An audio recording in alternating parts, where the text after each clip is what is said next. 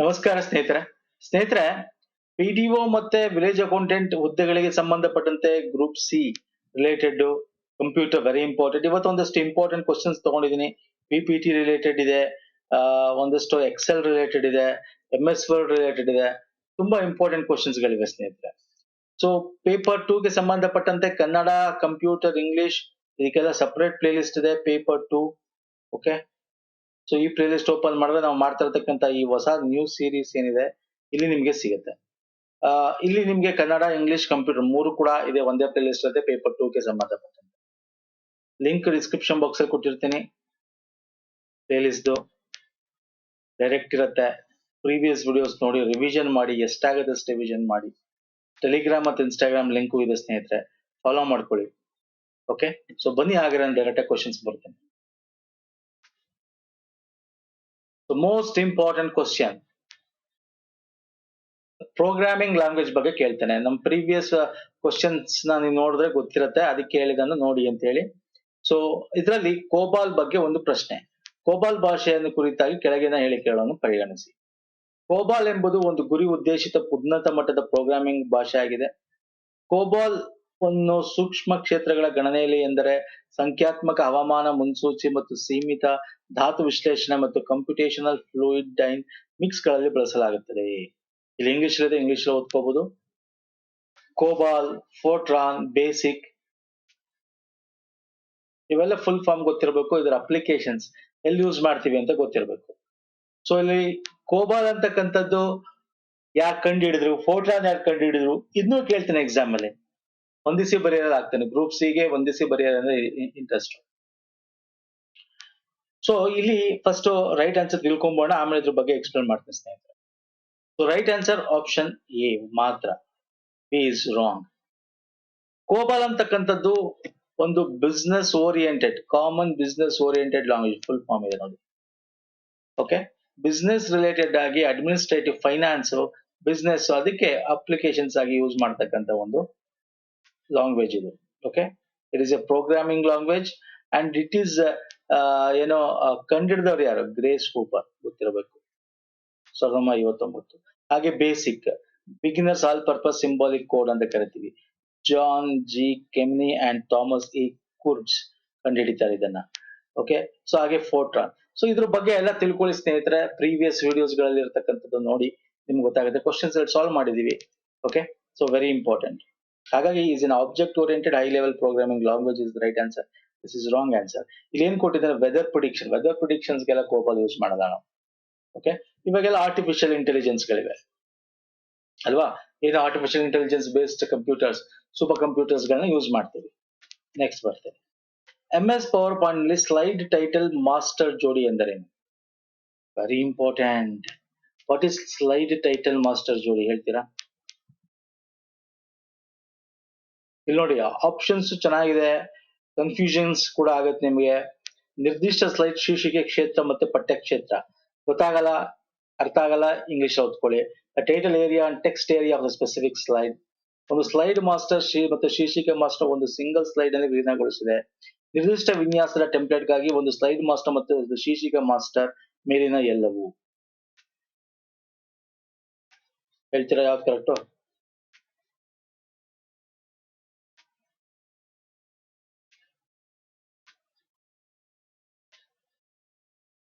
S, slide title. ಇಲ್ಲಿ ನೋಡಿ, ಸುಮ್ನೆ ಓದಿ ಸಾಕು. ಇಲ್ಲಿ ಮೇಲಿನ ಎಲ್ಲವೂ ಅಂತ ಟಕ್ ಹಾಕಿದ್ರೆ this is wrong. Slide title ಅಂದ್ರೆ ಒಂದು ಸ್ಲೈಡ್. ಇವತ್ತು ನಾನು ಇವಾಗ ಕಂಪ್ಯೂಟರ್ ಮಾಡ್ತಾ ಇದ್ದೀನಿ, ನಿಮ್ಗೆ ಸ್ಟಾರ್ಟಿಂಗ್ ಎಲ್ಲ ತೋರಿಸ್ದಲ್ಲಿ ಕಂಪ್ಯೂಟರ್ ಅಂತ ಹೇಳಿ. This is slide title, slide thumbnail ಅಂತೆಲ್ಲ ಕರಿತೀವಿ. ಟೈಟಲ್ ಏನಪ್ಪಾ, ಕಂಪ್ಯೂಟರ್ ಸಾಕ್ಷರತಾ ಪ್ರಶ್ನೆಗಳು, ಯಾವ ಎಕ್ಸಾಮ್ಸ್ ಗಳಿಗೆ ಈ ತರ. ಓಕೆ, ಸೊ ಅರ್ಥ ಆಗ್ತಿದೆಯಲ್ಲ. ಸೊ ಹಾಗಾಗಿ ಸ್ಲೈಡ್ ಟೈಟಲ್ ಅಂತಕ್ಕಂಥದ್ದು ಒಂದು ಸ್ಲೈಡ್ ಅಲ್ಲಿ ಒಂದು ಟೈಟಲ್ ಮಾಡಿರ್ತೀವಿ. ಮಾಸ್ಟರ್ ಪೇರ್ ಇನ್ MS word, slide master. Master ಅಂತಕ್ಕಂಥದ್ದು ಈಗ ನಿಮ್ಗೆ ಕಾಣಿಸ್ತಿದ್ಯಾ? ಸ್ವಲ್ಪ ಶಾರ್ಟ್ ಆಗಿ ಕಾಣಿಸ್ತಿರ್ಬೇಕು. ಇಲ್ಲಿಂದ ಬರ್ತೇನೆ. ಇಲ್ಲಿ ನೋಡಿ, ಇಲ್ಲಿ ಪುನೀತ್ ಫೋರಂ ಅಂತ ನಿಮಗೆ ವಾಟರ್ ಮಾರ್ಕ್ ಕಾಣಿಸ್ತಾ ಇದೆ ಅಲ್ವಾ. ಸೊ ಇದನ್ನ ಹೆಂಗ್ ಯೂಸ್ ಮಾಡ್ತೀವಿ, ಸ್ಲೈಡ್ ಮಾಸ್ಟರ್ ಅಲ್ಲಿ ಹಾಕ್ತಿವಿ. ಸ್ಲೈಡ್ ಮಾಸ್ಟರ್ ನೀವು ಏನೇ ಹಾಕಿದ್ರು ಪ್ರತಿ ಒಂದು ಸ್ಲೈಡ್ ಅಲ್ಲೂ ಕೂಡ ರಿಪೀಟ್ ಆಗುತ್ತೆ. ಅದು ಥಂಬ್ನೈಲ್ ಆಗಿರ್ಬೋದು ಅಥವಾ ಈ ವಾಟರ್ ಮಾರ್ಕ್ ಆಗಿರ್ಬೋದು ಅಥವಾ ಪೇಜ್ ನಂಬರ್ ಆಗಿರ್ಬೋದು. ಸೊ ಹಾಗೆ ಸ್ಲೈಡ್ ಮಾಸ್ಟರ್ ಅಂತಕ್ಕಂಥದ್ದು. ಅಂದ್ರೆ ರೈಟ್ ಆನ್ಸರ್ ಏನಾಗುತ್ತೆ, slide master and title master for specific design template. Okay, ನಾನು ತೋರಿಸ್ತೀನಿ ನಿಮಗೆ ವಾಟ್ ಇಸ್ ಸ್ಲೈಡ್ ಮಾಸ್ಟರ್ ಅಂತ ಹೇಳಿ.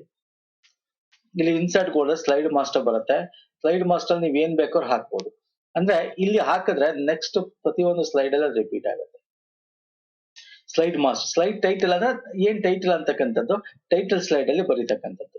ಓಕೆ, ಸೊ ಇದು ಗೊತ್ತಿರಬೇಕು. ಸೊ ಆಪ್ಷನ್ 3 ಇಲ್ಲಿ ಏನಿದೆ, slide master and slide master merged into single slide ಅಂತ ಇದೆ. ರಾಂಗ್ ಇದೆ, is also wrong. So option 3 is the right answer. Okay, MS power point to slide master, slide sorter ಅಂದ್ರೇನು, ಇವೆಲ್ಲ ಕೇಳಿದ್ರೆ ಎಕ್ಸಾಮ್ ಅಲ್ಲಿ ಸ್ನೇಹಿತರೆ. ಇನ್ನೊಂದು ಕ್ವಶನ್ ತಗೋತೀನಿ ಇದ್ರ ಬಗ್ಗೆ, ನಿಮಗೆ ಗೊತ್ತಾಗುತ್ತೆ ಡೀಟೇಲ್ ಆಗಿ. ಇಲ್ಲಿ ನೋಡಿ, ಇಲ್ಲಿ ನೋಡಿದ್ರೆ ಇಲ್ಲಿ ನೀವು ಹೋದ್ರೆ ಪ್ರಾಕ್ಟಿಕಲ್ ಆಗಿ ತೋರಿಸ್ತಾ ಇದೀನಿ. This is called slide master. ಇಲ್ಲಿ ನೀವ್ ಏನ್ ಹಾಕಿದ್ರು ಎಲ್ಲ ಪ್ರತಿಯೊಂದು ಪೇಜ್, ಅದಕ್ಕೆ ನೋಡಿ ಇಲ್ಲಿ ಏನಿದೆ ಮಾಸ್ಟರ್ ಲೇಔಟ್, ಇದು ಚಿಕ್ಕದಾಗಿದೆ. ಈ ಒಂದು ಇದ್ರಲ್ಲಿ ಇರುತ್ತಲ್ಲ, ಇದನ್ನ ಸಾರ್ಟರ್ ಆಗಿ ಯೂಸ್ ಮಾಡಬಹುದು, ಸ್ಲೈಡ್ ಸಾರ್ಟರ್ ಆಗಿ. ಅಂದ್ರೆ ಈ ಪ್ರತಿಯೊಂದು ಸ್ಲೈಡ್ಗಳು ತಮ್ನೈಲ್ ಆಗಿ ಕೆಲಸ ಮಾಡುತ್ತೆ. ಇಲ್ಲಿ ಟೈಟಲ್ ಸ್ಲೈಡ್ ಇದೆ, ಟೈಟಲ್ ಸ್ಲೈಡ್ ಇದೆ. ಓಕೆ, ಸೊ ಇದನ್ನ ಇಲ್ಲಿ ಕ್ಲೋಸ್ ಇದೆ, ಮಾಸ್ಟರ್ ವ್ಯೂ ಕ್ಲೋಸ್ ಮಾಡಿದ್ರೆ ಇದನ್ನ ಇಲ್ಲಿ ಹಾಕಿ ಅಪ್ಲೈ ಮಾಡಿ ಕ್ಲೋಸ್ ಮಾಡಿದ್ರೆ ಅದು ಪ್ರತಿಯೊಂದು ಸ್ಲೈಡ್ ರಿಪೀಟ್ ಆಗುತ್ತೆ. ಓಕೆ, ಅರ್ಥ ಆಗಿದೆ ಅನ್ಕೋತೀನಿ ಏನು ಅಂತ. ನೆಕ್ಸ್ಟ್ ಬರ್ತೇನೆ. ಯಾವ ಪವರ್ ಪಾಯಿಂಟ್ ನೋಟವು ಒಂದು ನಿರೂಪಣೆ ಪ್ರತಿ ಸ್ಲೈಡ್ ಅನ್ನು ತಮ್ನೈಲ್ ಆಗಿ ಪ್ರದರ್ಶಿಸಿದ್ರೆ ಮತ್ತು ಸ್ಲೈಡ್ ಗಳನ್ನು ಪುನರ್ಜೋಡಣೆ ಉಪಯುಕ್ತವಾಗಿದೆ ನೋಡಿ. ಈಗ ತಾನೇ ಎಕ್ಸ್ಪ್ಲೈನ್ ಮಾಡಿದೆ ನಿಮಗೆ. Which power point view display each slide of A presentation as A thumbnail and is useful for rearranging slides. ಪ್ರತಿಯೊಂದು thumbnail ಆಗಿ, thumbnail ಅಂದ್ರೆ ಫಸ್ಟ್ ನಾವೇನು ಟೈಟಲ್ ನೋಡ್ತೀವಿ ಅದೇ thumbnail ಸ್ಲೈಡ್. ಪ್ರತಿಯೊಂದು thumbnail ಸ್ಲೈಡ್ ಆಗಿ ಯೂಸ್ ಮಾಡಬಹುದು. ಆದ್ರೆ ಅದು ಬೇಕಾದದನ್ನ ರಿಅರೇಂಜ್ ಮಾಡಬಹುದು. ಈ ತರ ನಾವು ಅದನ್ನ ಒಂದೇ ಒಂದು ಸ್ಲೈಡ್ ಅಲ್ಲಿ ಎಲ್ಲಾನು ವ್ಯೂ ಮಾಡಬಹುದು. ಅದನ್ನ ನಾವು ಸ್ಲೈಡ್ ಸಾರ್ಟರ್ ಅಂತ ಕರಿತೀವಿ. ಸ್ಲೈಡ್ ವ್ಯೂ ಅಲ್ಲ, ಸ್ಟ್ರೋ ಅಲ್ಲ, ಮಾಸ್ಟರ್ ಅಲ್ಲ, ಸ್ಲೈಡ್ ಸಾರ್ಟರ್. ನಾನು ಅದನ್ನೇ ಹೇಳಿದ್ದೀನಿ ನಿಮಗೆ.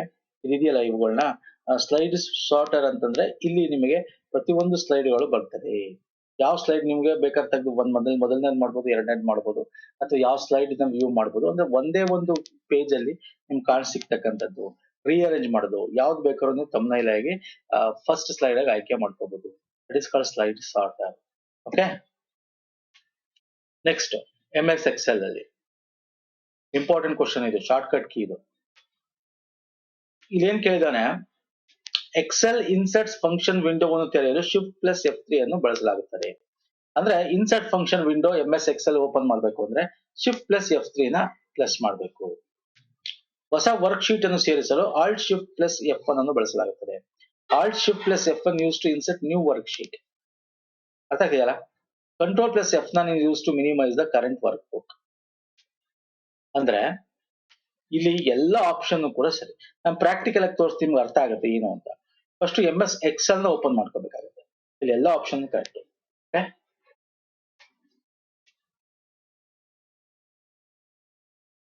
ನಾನು ಇಲ್ಲಿ ಓಪನ್ ಮಾಡ್ತೇನೆ MS Excel. ಇಟ್ಟುವರಿ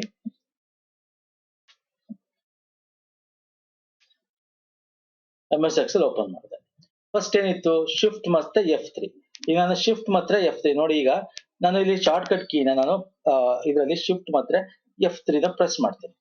ಏನ್ ಬಂತು, ಇನ್ಸರ್ಟ್ ಫಂಕ್ಷನ್ ಬಂತು ನೋಡಿ. ಇನ್ಸರ್ಟ್ ಫಂಕ್ಷನ್ ಯಾವ್ದು ಬೇಕಾದ್ರೆ ಆವರೇಜು, ಫಾರ್ಮುಲಾ ಯಾವ್ದು ಬೇಕಾದ್ರೆ ಇನ್ಸರ್ಟ್ ಮಾಡ್ಬೋದು.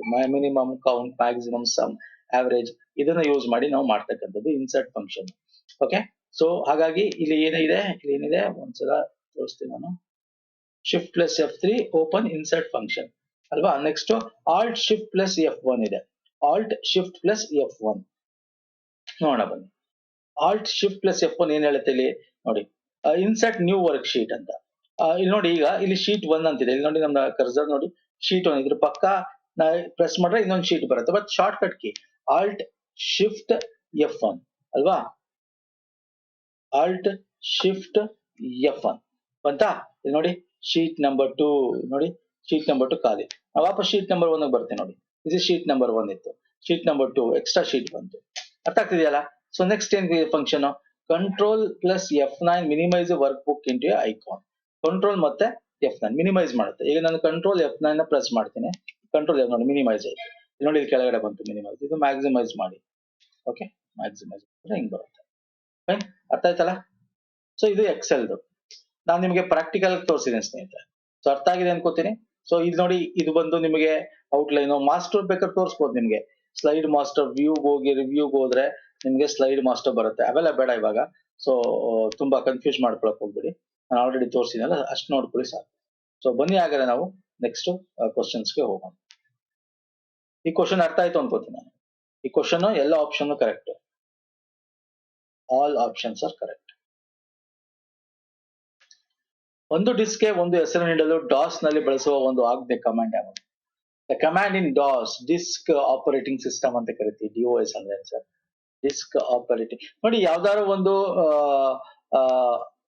ಡಿಸ್ಕ್ ಹಾಕ್ಬೇಕು ಅಂದ್ರೆ ಒಂದು ಡ್ರೈವ್ ಇರಬೇಕು. ಆ ಡ್ರೈವ್ಗೆ ಒಂದು ನೇಮ್ ಇರಬೇಕು.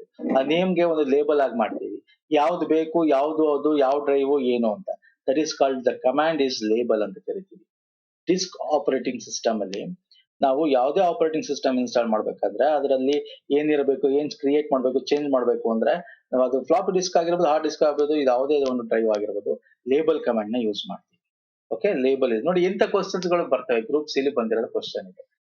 ಡಿಫಿಕಲ್ಟಿ ಮಾಡ್ಬೇಕಂದ್ರೆ ಇಂಥ ಕ್ವಶನ್ಸ್ ಕೇಳ್ಬಿಡ್ತಾನೆ. ಗೊತ್ತೇ ಇರಲ್ಲ ನಮ್ಗೆ ಇದ್ರ ಬಗ್ಗೆ. ಸೊ ಇಂಥ ಕ್ವಶನ್ಸ್ ನ ಕೇಳ್ಬಿಡ್ತಾನೆ. ಓಕೆ, ಸೊ ನೆಕ್ಸ್ಟ್ ಬರ್ತೀನಿ. ನೋಡಿ, this is very important question once again. ಇಲ್ಲಿ ಕನ್ನಡ ಇಂಗ್ಲಿಷ್ ಎರಡಲ್ಲಿ ಇದೆ. ಬೇಸಿಕ್ ಇಲ್ಲಿ ಫುಲ್ ಫಾರ್ಮ್ ನ ಕೊಟ್ಟಿದ್ದಾನೆ. Okay, beginners all purpose symbolic instructions code ಅಂತಿದೆ. LIFO last in first out. SMTP simple management transfer protocol. ಯಾವ ಹೇಳಿಕೆಗಳು ಸರಿಯಾಗಿದೆ? ಆನ್ಸರ್ ಮಾಡಿ ನೋಡೋಣ. ಯಾರು ಕಂಡಿಡಿದ್ರು, ಏನು, ಈ ತರ ಫುಲ್ ಫಾರ್ಮ್ ಹೊಂದಿಸಿ ಬರೆಯರಿ, ಇವೆಲ್ಲ ಕೊಟ್ಬಿಡ್ತಾನೆ ಸ್ನೇಹಿತರೆ. ಯಾವ್ದು ಪರ್ಪಸ್ ಆಫ್ ಅಪ್ಲಿಕೇಶನ್ ಏನಿದು, ಈ ತರದ್ದು group C PDO expected questions ಗಳು ಇವೆಲ್ಲ.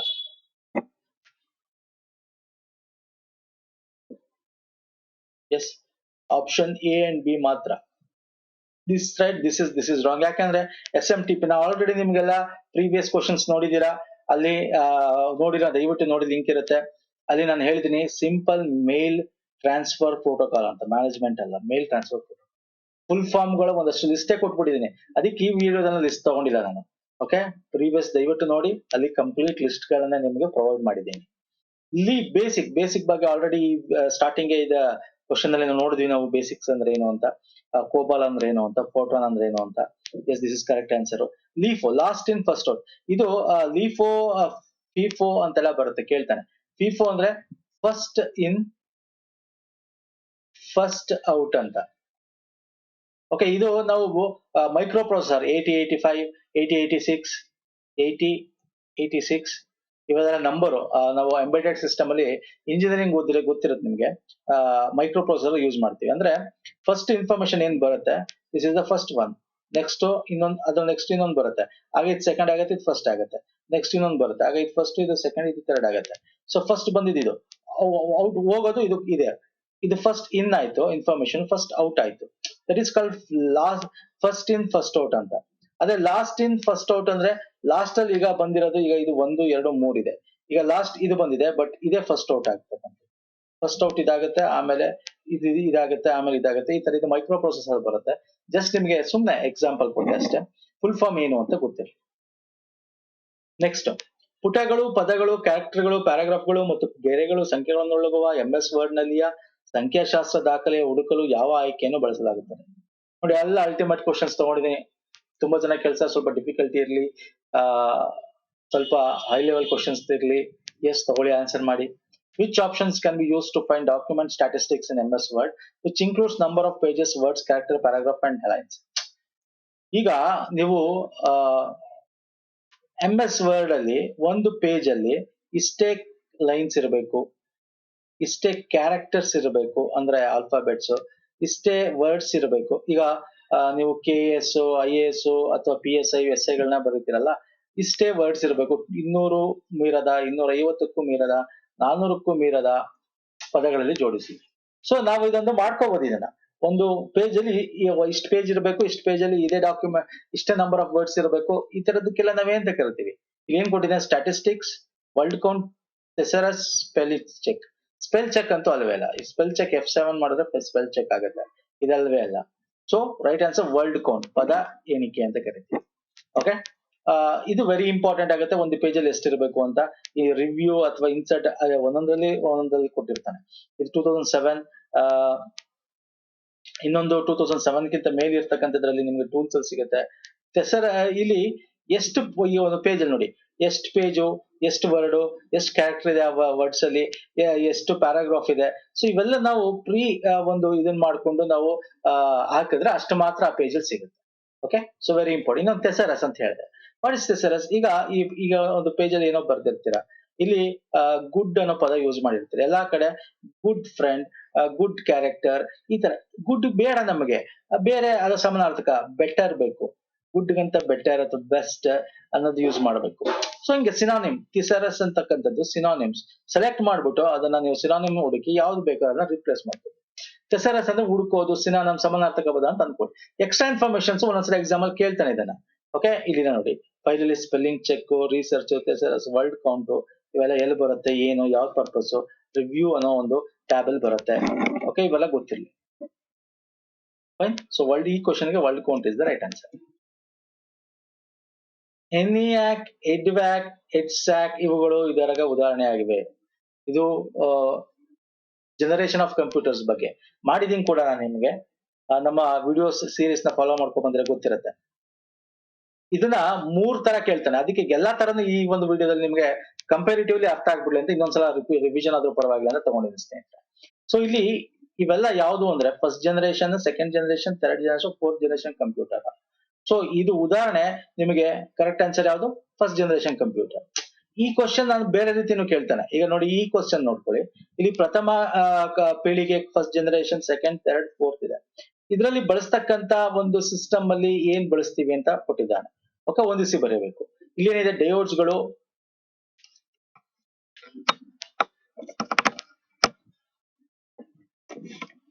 ಇಲ್ಲೇನಿದೆ ಡಯೋಡ್ಸ್ಗಳು ಮತ್ತು ಟ್ರಾನ್ಸಿಸ್ಟರ್ಗಳು, ಮೈಕ್ರೋ ಪ್ರೊಸೆಸ್ಗಳು, ಇಂಟಿಗ್ರೇಟೆಡ್ ಸರ್ಕ್ಯೂಟ್ಗಳು, ನಿರ್ವಾತ ಟ್ಯೂಬ್ಗಳು ಅಂತಿದೆ. ಇದನ್ನ ಹೊಂದಿಸಿ ಬರಿಬೇಕು. ಆಯ್ತಾ? ಇಲ್ಲಿ ಈಗ ಪ್ರಥಮ ಕಂಪ್ಯೂಟರ್ಸ್ ಅಂತಂದ್ರೆ ಏನು? ಇಂಟಿಗ್ರೇಟೆಡ್ ಎಲ್ಲಿ ಯಾವ್ದ್ರಲ್ಲಿ ನಾನು ಇದನ್ನ ನಿಮ್ಗೆ ಲಿಸ್ಟ್ ಕೊಟ್ಟಿದ್ದೀನಿ. Okay, first generation computer, second generation, third generation, fourth, fifth. ಅದಕ್ಕೆ ಉದಾಹರಣೆ ಈಗ ಹೇಳಿದೆ ನಿಮ್ಗೆ, ಎನ್ವಿಯಾಕ್, ಎಡ್ವ್ಯಾಕ್, ಎಡ್ಸ್ಯಾಕ್ ಇವೆಲ್ಲ first generation computer.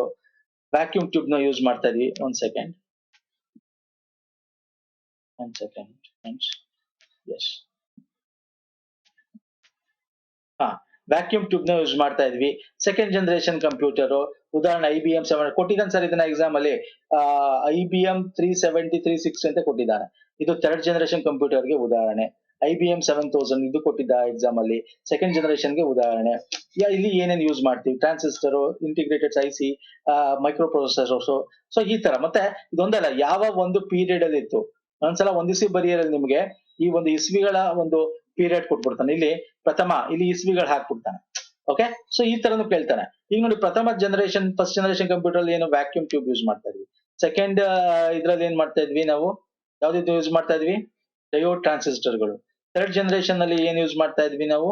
Integrated circuit. Fourth generation micro processor. ಇದ್ರಲ್ಲಿ ಫಿಫ್ತ್ ಜನರೇಷನ್ ಬರುತ್ತೆ ಆರ್ಟಿಫಿಷಿಯಲ್ ಇಂಟೆಲಿಜೆನ್ಸ್. ಸೊ ಯಾವ್ದು options correct? Option 4 is the right answer. Okay, option 4 is right answer. ನೋಡಿ, ಎಲ್ಲಾ ತರದಕ್ಕ ನಿಮಗೆ ಉದಾಹರಣೆನೂ ಕೇಳ್ತಾನೆ, ಹೊಂದಿಸಿ ಬರೋದ್ರಲ್ಲಿ ನಿಮ್ಗೆ ಈ ತರನು ಕೇಳ್ತಾನೆ, ಅಥವಾ ಇಸ್ವಿಗಳನ್ನ ಹಾಕ್ತಾನೆ, ಅಥವಾ ಈ ರೀತಿ ಕ್ವಶನ್ ಕೂಡ ಬರುತ್ತೆ. ನೋಡಿ, ಎಲ್ಲಾ ರೀತಿ ಈ ಒಂದು ಜನರೇಷನ್ ಆಫ್ ಕಂಪ್ಯೂಟರ್ ಬಗ್ಗೆ ಯಾವ ರೀತಿ ಬರುತ್ತೆ ಎಲ್ಲ ಇದೇ ವಿಡಿಯೋದಲ್ಲಿ ಕವರ್ ಮಾಡ್ಬಿಟ್ಟಿದೆ ನಿಮಗೆ. ನೋಡಿ, ಇಲ್ಲಿ ಭಾಷಾ ತಲೆವಾರು ಜನರೇಷನ್, ಇಲ್ಲಿ ಭಾಷೆಗಳು ನೋಡಿ. ಒಂದು ನಿಮಗೆ ಏನ ಮೆಟೀರಿಯಲ್ ಯೂಸ್ ಮಾಡ್ತಾನೆ, ಒಂದು ಇಸ್ವಿಗಳು ಎರಡನೇದು, ಇನ್ನೊಂದು ಉದಾಹರಣೆ ಕಂಪ್ಯೂಟರ್ಸ್ ಉದಾಹರಣೆಗಳು ಫಸ್ಟ್ ಜನರೇಷನ್, ಸೆಕೆಂಡ್ ಜನರೇಷನ್ಗೆ, ಥರ್ಡ್ ಜನರೇಷನ್ಗೆ. ಅದನ್ನ ನಾನು ಇಲ್ಲೆಲ್ಲ ಕೊಟ್ಟಿದ್ದೀನಿ, ನೋಡ್ಕೊಳ್ಳಿ. ಇನ್ನೊಂದು ಲ್ಯಾಂಗ್ವೇಜ್. ಫಸ್ಟ್ ಜನರೇಷನ್ ಯಾವ ತರ ಲ್ಯಾಂಗ್ವೇಜಸ್ ಯೂಸ್ ಮಾಡ್ತಾ ಇದ್ರು, ಸೆಕೆಂಡ್ ಜನರೇಷನ್ ಯಾವ್ದು, ಮೂರನೇ ಜನರೇಷನ್, ನಾಲ್ಕನೇ ಜನರೇಷನ್ ಯಾವ್ದು. ಇಲ್ಲಿ ರಚನೆ ಪ್ರೋಗ್ರಾಮ್, ಇಲ್ಲಿ ಇಂಗ್ಲಿಷ್ ಅಲ್ಲಿ ನೋಡ್ಕೊಳ್ಳಿ ಗೊತ್ತಾಗುತ್ತೆ. Structured programming language, domain specific language, assembly language, machine language. ನೋಡಿ, ಫಸ್ಟ್ ಜನರೇಷನ್ ವ್ಯಾಕ್ಯೂಮ್ ಟ್ಯೂಬ್ ಅಂದ್ರೆ ಟಕ ನೀವೆಲ್ಲ ನೋಡಿರ್ತೀರಾ ಅದೆಲ್ಲ ಫೇಸ್ಬುಕ್ ವಿಡಿಯೋಗಳಲ್ಲಿ. ಮೆಷಿನ್ ಇರುತ್ತೆ. ಫಸ್ಟ್ ಜನರೇಷನ್ ಯಾವ್ದು sir? Machine language. Second generation ಯಾವ್ದು sir? Assembly level language use ಮಾಡ್ತಾ ಇದ್ರು. ಥರ್ಡ್ ಜನರೇಷನ್ ಕಂಪ್ಯೂಟರ್ ಏನ್ ಯೂಸ್ ಮಾಡ್ತಾ ಇದ್ರು? Yes, structured programming language. Fourth ಅಲ್ಲಿ domain specific language. Domain specific ಅಂದ್ರೆ ಇದಕ್ ಬೇಕಾ ಆ ಡೊಮೈನ್ ರಿಲೇಟೆಡ್ ಲ್ಯಾಂಗ್ವೇಜ್ ಯೂಸ್ ಮಾಡೋದು. ಬೇರೆ ಫೈನಾನ್ಸ್ ರಿಲೇಟೆಡ್, ಅಡ್ಮಿನಿಸ್ಟ್ರೇಟಿವ್ ರಿಲೇಟೆಡ್, ಮತ್ತೊಂದು ಆ ತರ. ಸೊ ಇಲ್ಲಿ ರೈಟ್ ಆನ್ಸರ್ ಯಾವ್ದಾಯ್ತು ಅಲ್ಲಿಗೆ? ಆಪ್ಷನ್ 3 ಅಲ್ವಾ? ಇಲ್ಲಿ ಫಸ್ಟ್ ಫೋರ್ತ್ ಇದೆ, ಇಲ್ಲೂ ಫೋರ್ತ್ ಇದೆ, ಇವೆರಡು ತಪ್ಪಾಯ್ತು. ಸೆಕೆಂಡ್ ಜನರೇಷನ್ ಅಸೆಂಬ್ಲಿ ಅಂದ ತಕ್ಷಣ ಆಪ್ಷನ್ 3 ಇದು ತಪ್ಪಾಯ್ತು. So this is the right answer. ಅರ್ಥ ಆಯ್ತಲ್ಲ? ಎಸ್. ನೆಕ್ಸ್ಟ್ ಬರ್ತೀನಿ. ದುರುದ್ದೇಶ ತಂತ್ರಾಂಶದ ಗುಣಧರ್ಮಗಳಿಗೆ ಸಂಬಂಧಿಸಿ ಈ ಕೆಳಗಿನ ಹೇಳಿಕೆಯನ್ನು ಪರಿಗಣಿಸಿ. ನೋಡಿ, ಇದು ಕನ್ನಡನೂ ಇದೆ, ಇಲ್ಲಿ ಇಂಗ್ಲಿಷಲ್ಲೂ ಇದೆ. Consider the following statements about the characteristic of malicious software ಅಂತ. ಮಲೇಷಿಯಸ್ ಸಾಫ್ಟ್ವೇರ್ ನ ಕ್ಯಾರೆಕ್ಟರಿಸ್ಟಿಕ್ಸ್ ಹೇಳಬೇಕು ಅಂತ. ಅಂದ್ರೆ ದುರುದ್ದೇಶ ತಂತ್ರಾಂಶದ ಗುಣಧರ್ಮ. ಇಲ್ಲಿ 3 ಆಪ್ಷನ್ಸ್ ಕೊಟ್ಟಿದ್ದಾನೆ, ಅದಕ್ಕೆ ಯಾವ್ದು ಸರಿ ಅಂತ ಹೇಳಬೇಕು. ಇಲ್ಲಿ ಸ್ಟೀಲ್ ವೇರ್ ಎಂಬ ತಂತ್ರಾಂಶವು ಅಂಗೀಭೂತ ಮಾರ್ಕೆಟಿಂಗ್ ಕೋಡ್ ಅಂತ ಇದ್ದುತ್ತದೆ. ಅದರಿಂದ ಉದ್ದೇಶಿತ ಗ್ರಾಹಕನಿಗಿಂತಲೂ ಸೃಷ್ಟಿಕರ್ತ ಬೇಹುಗಾರಿಕನಿಗೆ ಆದಾಯ ಆಗುತ್ತದೆ, ರೀಡೈರೆಕ್ಟ್ ಆಗುತ್ತದೆ. ಇಲ್ಲಿ ಸ್ಟೀಲ್ ವೇರ್ ಅಂತಕ್ಕಂಥದ್ದು, ಸ್ಟೀಲ್ ಅಂದ್ರೆ ಕದಿಯೋದು. ಓಕೆ, ಇಲ್ಲಿ ಇಂಗ್ಲಿಷ್ ಅಲ್ಲೂ ಇದೆ, ಓದ್ಕೊಳ್ಳಿ. ಬೇಕಾದ್ರೆ ಇಂಗ್ಲಿಷ್ ಅಲ್ಲೇ ಓದೋಣ ಬನ್ನಿ. Nagware is a software that reminds the user by popping up a message when the user starts the program while the user is using the application. Chatterbot is a software which stimulates intelligent conversation with one or more human users via auditory textual method. Okay, ಇದು ಮಲೇಷಿಯಸ್ ಸಾಫ್ಟ್ವೇರ್ಗಳು characteristics ಬಗ್ಗೆ ಇಲ್ಲಿ ನಿಮಗೆ explain ಮಾಡಿದ್ದಾನೆ. ಅಂದ್ರೆ without any human interference ಇದು ಅವರು software ನ use ಮಾಡಿ ಮಾಡ್ತಕ್ಕಂಥದ್ದು. ಯಾವ ಆಪ್ಷನ್ಸ್ ಕರೆಕ್ಟ್? ಇಲ್ಲಿ ಎಲ್ಲ ಆಪ್ಷನ್ಸ್ ಕೂಡ ಕರೆಕ್ಟ್ ಸ್ನೇಹಿತರೆ. ಫಸ್ಟ್ ನಾನು ಚಾರ್ಟರ್ ಬೂಟ್ ಇಂದ ಹೇಳ್ತಾ ಹೋಗ್ತೀನಿ. ನಾಗ್ವೇರು, ಸ್ಟೀಲ್ ವೇರು. ನಾಗ್ವೇರ್ ನ ನಾವು ಏನಂತ ಕರಿತೀವಿ? ಬೆಗ್ಗಿಂಗ್ ಅಂತ ಕೂಡ ಕರಿತೀವಿ. ಬೆಗ್ಗಿಂಗ್, ನಾಗ್ವೇರ್ ನ ಅಂದ್ರೆ ಬೆಗ್ಗಿಂಗ್ ಅಂದ್ರೆ ಇಷ್ಟೇ ಸರ್. ನೀವು ಯಾವ್ದಾರ ಒಂದು ಸಾಫ್ಟ್ವೇರ್ ನ ಇನ್ಸ್ಟಾಲ್ ಮಾಡಿರ್ತೀರ, ಆಂಟಿ ವೈರಸ್ ಮತ್ತೊಂದು ಏನೋ ಇನ್ಸ್ಟಾಲ್ ಮಾಡಿರ್ತೀರ, ಟ್ರಯಲ್ ವರ್ಷನ್. ಅದು ಮುಗಿದ್ಮೇಲೆ ನಿಮ್ಗೆ ಇಲ್ಲಿಂದ ಪಾಪಪ್ ಆಗ್ತಾ ಇರುತ್ತೆ. Okay, this version is trial version, please purchase this, 300K public purchase this ಅಂತೆಲ್ಲ ಪಾಪಪ್ ಆಗ್ತಾ ಇರತ್ತೆ. That is called begging, nagware ಅಂತ ಕರಿತೀವಿ. ನೋಡಿ, popping up of message. Yes, correct. Chatterbot, ನೀವು ಯಾವ್ದಾರ ವೆಬ್ಸೈಟ್ ಓಪನ್ ಮಾಡ್ರೆ ಚಾರ್ಟ್ ಸ್ಟಾರ್ಟ್ ಆಗ್ಬಿಡುತ್ತೆ, ಇದ್ದಕ್ಕಿದ್ದಂಗೆ ಇಲ್ಲಿಂದ ಬಂದ್ಬಿಡುತ್ತೆ chat. Okay, may help you ಅಂತ ಆಟೋಮೆಟಿಕ್ ಆಗಿ ಅದು. ಓಕೆ, ಆಮೇಲೆ ನೀವು ಕ್ಯಾನ್ ಅಸಿಸ್ಟ್ ಯು, ಆಮೇಲೆ ನೀವು ಯಾವ್ದಾದ್ರು ಸ್ಪೆಸಿಫಿಕ್ ಹೋಗಿ ಆಮೇಲೆ ಮಾತಾಡಬೇಕು ಅಂದಾಗ ಆಗಿನ ಯಾರು ಒಬ್ರು ಬಂದು ಎಂಟ್ರಿ ಆಗ್ತಾರೆ. Okay, so that is called chatterbot. Stealware ಅಂದ್ರೆ ನಿಮ್ಮ ಡೇಟಾ, ನೀವು ಕುಕೀಸ್ ಇರುತ್ತೆ ನೋಡಿ, ಕುಕೀಸ್ ಬಗ್ಗೆ ಎಕ್ಸ್ಪ್ಲೈನ್ ಮಾಡಿದ್ದೀನಿ ನಿಮ್ಗೆ ಪ್ರೀವಿಯಸ್ ವಿಡಿಯೋಸ್ ಗಳಲ್ಲಿ. ಅಲ್ಲಿ HTTP ಕುಕೀಸ್ ಏನಿರುತ್ತೆ ಅದನ್ನ ಹ್ಯಾಕ್ ಮಾಡಿ ತಗೊಂಡ್ಬಿಟ್ಟು ನಿಮ್ಮ ಇನ್ಫಾರ್ಮೇಶನ್ ನ ಕದೀತಕ್ಕಂಥದ್ದು. ಅಲ್ಲಿಂದ ನಿಮ್ಮ ಇನ್ಫಾರ್ಮೇಶನ್ಸ್ ಕದ್ದು ಅವರು ಅದರಿಂದ ದುಡ್ಡು ಮಾಡ್ತಕ್ಕಂಥದ್ದು. That is called stealware. Steal ಅಂದ್ರೆ ಕದೀತಕ್ಕಂಥದ್ದು. ರೆವೆನ್ಯೂ ರೀಡೈರೆಕ್ಟ್ ಮಾಡೋದು, ಅಫಿಲಿಯೇಟ್ ಮಾರ್ಕೆಟ್ ಗಳಿಂದ, ಕೋಡ್ ಗಳಿಂದ ಈ ಸ್ಪೈವೇರ್ ಯೂಸ್ ಮಾಡ್ಕೊಂಡು ನಿಮ್ಮ ಇನ್ಫಾರ್ಮೇಶನ್ ಕುಕೀಸ್ ಇಂದ ಕದ್ಕೊಂಡು ಮಾಡ್ತಕ್ಕಂಥದ್ದು. So that is called stealware. ಅರ್ಥ ಆಗ್ತಿದೆಯಲ್ಲ? ಸೊ 3 ಆಪ್ಷನ್ಸ್ ಕೂಡ ರೈಟ್ ಆನ್ಸರ್. ಸೊ ಇದಿಷ್ಟು ಪ್ರಮುಖವಾಗಿರ್ತಕ್ಕಂಥದ್ದು ಸ್ನೇಹಿತರೆ. ಈ ವಿಡಿಯೋದಲ್ಲಿ ನಾನು ಇಂಪಾರ್ಟೆಂಟ್ ಕ್ವಶನ್ ಡಿಸ್ಕಸ್ ಮಾಡಿ, ಇನ್ನೂ ತುಂಬಾ ಚೆನ್ನಾಗಿರೋ ಕ್ವಶನ್ಸ್ ಇದೆ ಈ ಸೆಕ್ಯೂರಿಟಿ ಸಿಸ್ಟಮ್ ಬಗ್ಗೆ. ನೆಕ್ಸ್ಟ್ ವಿಡಿಯೋ ಡಿಸ್ಕಸ್ ಮಾಡೋಣ. ಲೈಕ್ ಮಾಡಿ, ಶೇರ್ ಮಾಡಿ, ಸಬ್ಸ್ಕ್ರೈಬ್ ಮಾಡಿ. ಪ್ರೀವಿಯಸ್ ವಿಡಿಯೋಸ್ ಗಳ ನೋಡಿಲ್ಲ ಅಂದ್ರೆ ಕನ್ನಡ ಆಗ್ಲಿ, ಇಂಗ್ಲಿಷ್ ಆಗ್ಲಿ, ಕಂಪ್ಯೂಟರ್ ಆಗ್ಲಿ ಪ್ಲೇ ಲಿಸ್ಟ್ ಲಿಂಕ್ ಕೊಟ್ಟಿರ್ತೇನೆ. ಈ ಒಂದು ನ್ಯೂ ಸೀರೀಸ್ ಡಿಸ್ಕ್ರಿಪ್ಷನ್ ಬಾಕ್ಸ್ ಅಲ್ಲಿ, ಇದೇ ವಿಡಿಯೋ ಕೆಳಗೆ ಡಿಸ್ಕ್ರಿಪ್ಷನ್ ಬಾಕ್ಸ್ ಅಲ್ಲಿ ಇರುತ್ತೆ. ಹಾಗೆ ಟೆಲಿಗ್ರಾಮ್ ಮತ್ತೆ ಇನ್ಸ್ಟಾಗ್ರಾಮ್ ಲಿಂಕ್ ಇರುತ್ತೆ, ಫಾಲೋ ಮಾಡ್ಕೊಳ್ಳಿ. ಅಲ್ಲೂ ಕೂಡ ನಾವು ಶೇರ್ ಮಾಡ್ತೀವಿ. ನೆಕ್ಸ್ಟ್ ವಿಡಿಯೋ ಪುನಃ ಸಿಗ್ತೀನಿ. ನಮಸ್ಕಾರ, ಧನ್ಯವಾದಗಳು. Thank you so much.